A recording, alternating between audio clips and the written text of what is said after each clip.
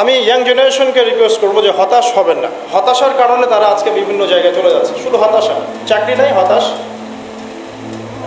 গার্লফ্রেন্ডের সাথে বনিমনা হচ্ছে না হতাশ, তারপরে বাসা থেকে প্রেশার দেওয়া হচ্ছে হতাশ, কবে কামাই করবি, কবে খাওয়াবি হতাশ, চাকরি একটা ভালো রেজাল্ট হচ্ছে না হতাশ।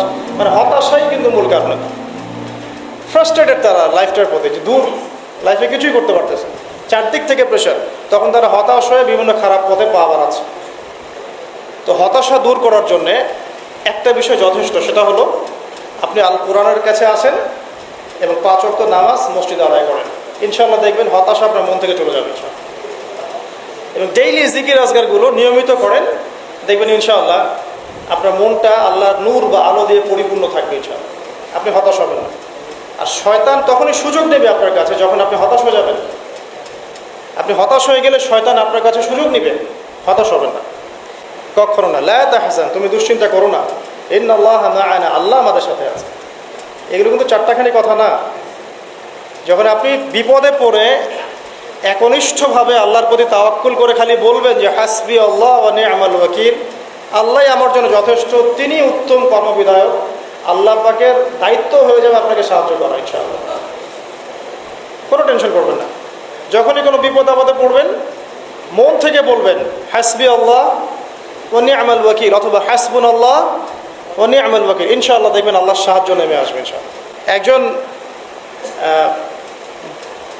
আলেম একটা কথা বলেছিলেন একদিন, যে আগে মানুষ যত বেশি আল্লাহর কাছাকাছি থাকতো, আল্লাহ পাকের নুসরা মানে সাহায্য তত কাছে থাকতো। যখন মানুষ আল্লাহ থেকে দূরে সরা শুরু করেছে, আল্লাহ পাকের নুসরাও আস্তে আস্তে আস্তে আস্তে সরে গেছে।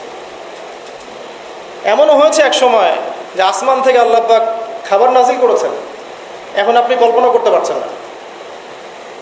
এমন হয়েছে এক সময় নেককার বান্দা হাত তুলে দোয়া করেছে, বৃষ্টি বর্ষণ শুরু হয়েছে। এখন সবাই মিলে আমরা ইস্তেসকার নামাজ পড়ছি, বৃষ্টি হচ্ছে না। আমাদের মন থেকে আল্লাহ পাক যত দূরে চলে গিয়েছেন, আল্লাহ পাকের নুসরা সাহায্য যে গায়েবী মাদাত, এটাও দূরে চলে যাচ্ছে। ইমানই সবচেয়ে বড় বিষয়। আমল করতে গিয়ে আমাদের মধ্যে ভুল ত্রুটি হতে পারে। এমনও হতে পারে কেউ সুদ খেয়ে ফেলছেন, কেউ জেনা করে ফেলছেন, স্পেশালি ইয়াং জেনারেশন অ্যাফেয়ার, হারাম অ্যাফেয়ার, জেনা করে ফেলছে, বা বাধ্য হয়ে সে হারাম জব করছে, ঠিক আছে, মাদকদ্রব্য সেবন করেছে। এমন কোনো পাপ নাই সে করে নাই। যদি এমনও হয় তারপরেও হতাশ হবেন না। আল্লাহ রাব্বুল আলামিন আপনার খালেস ইমান যদি আপনি নিয়ে আসতে পারেন, তওবা করে ফিরে আসতে পারেন, আল্লাহ পাক মুহূর্তের মধ্যেই সমস্ত গুনাহ তো মাফ করে দিবেন ইনশাআল্লাহ, গুনাহগুলোকে নেকি দিয়ে পরিবর্তন করে দিবেন ইনশাআল্লাহ।